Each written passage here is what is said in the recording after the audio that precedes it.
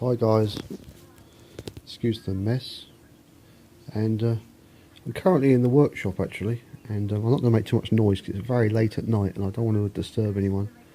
And as you can see, there's stuff everywhere and the lights are quite low, so the volume level's going to be low, but you can hear me okay, I think, so that's the main thing. So I'm currently in the workshop, and I've just been working on a TV. There's a customer's TV that came in, and it's a Samsung, and let me just find out what the model number is. I'll show you the power supply first. That's the power supply board there. I hope you can see that okay, 'cause it's quite low light level in here. And this is the main board.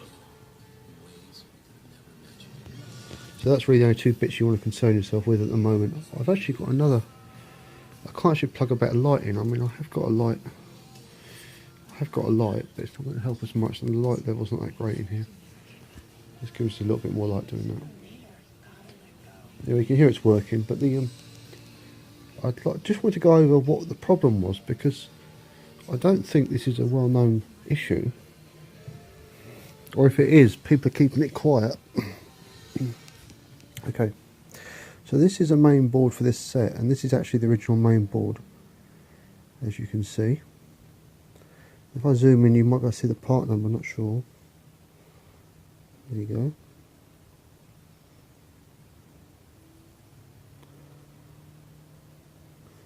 So that's the main board for this Samsung UE set. And it's currently got a test board in it. This is a test board that's been thrown in here to see if it was working. If I just turn this light around, that gives us a little bit more light where we're working here anyway. So if I just, it's good at night, I haven't got many lights on. Okay, let me just press play on the DVD player. It should be working now. Yep, that's come on. You can probably hear that. You can't see the screen because I've got the camera the other way around. But it is working. I mean, you can, if I just throw that over the top, you can just about see it.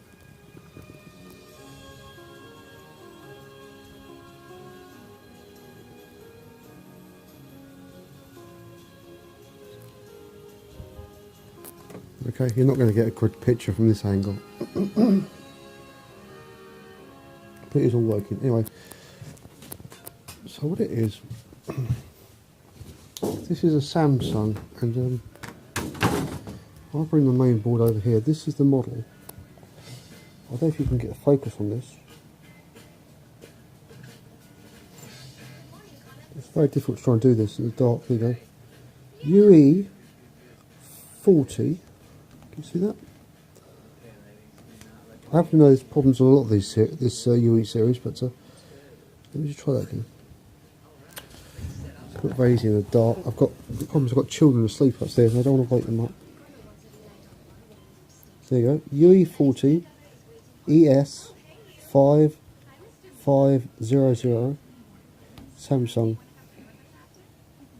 made in Hungary. Okay. There's a 5500 series, there's also a 5700 series, and a couple of others. This is actually the 40-inch version. There's a 32 as well. There's a 32 and a 40. I think there might even be a slightly bigger one, but I'm not sure. They basically all use the same power supply design. This power supply is slightly bigger, to be fair, but the problem seems to be pretty common across all of them. So let me just grab. No, I haven't got another Samsung power supply in front of me, so I can't do that. Okay, so if I just show you, obviously the mains is coming in here, the filter capacitor's there, and this is the hot side, so you don't want to muck around on this side too much because you'll blow yourself up. Don't do it, guys. Your low voltage is out here. Now, what was happening on this one was the power light down here, which you can't see, which is just behind there, was flashing 5 double flashes. So you had 1, 2, 3, 4, 5, 6, 7, 8, 9, 10. So it was a 5 double flash fault, which was meaning that it was receiving 5 volts from the supply. So basically this transformer here was working, and it was giving you a 5 volt supply. Excuse the camera. It was giving you a 5 volt supply there. So the 5 volt side of it was working, and that was it. So it's basically sending it down to the main board here. The processor, which is under there, was then sending the signal back to the power supply here. Okay, if you follow this, and then when it got back to the power supply, it was trying to turn on this main switching transformer here. So what I did next was I went to measure the voltage across this capacitor here, and there's only about 2 or 3 volts on it, and there's not a lot else. This transformer, this choke up here, this is all part of the backlighting circuit there. So there was only about 3 volts on there. There should be about 90 volts on that, and there was about 3 volts on that, so that wasn't right.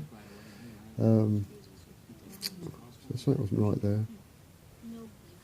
So my initial consideration was that there was a problem with transistors. So I changed out switching transistors, and it made no difference, and I checked them anyway, and they seemed to be fine, but I changed them in case they were breaking down under load, and they weren't. I changed a couple of the capacitors. I changed the capacitor there because it was a bit low. That one was a bit low. It's rated at I think it was at 400 volts or something. It was rated. It was supposed to be 60 UF, I think it was, and it was giving me about 48. I changed that.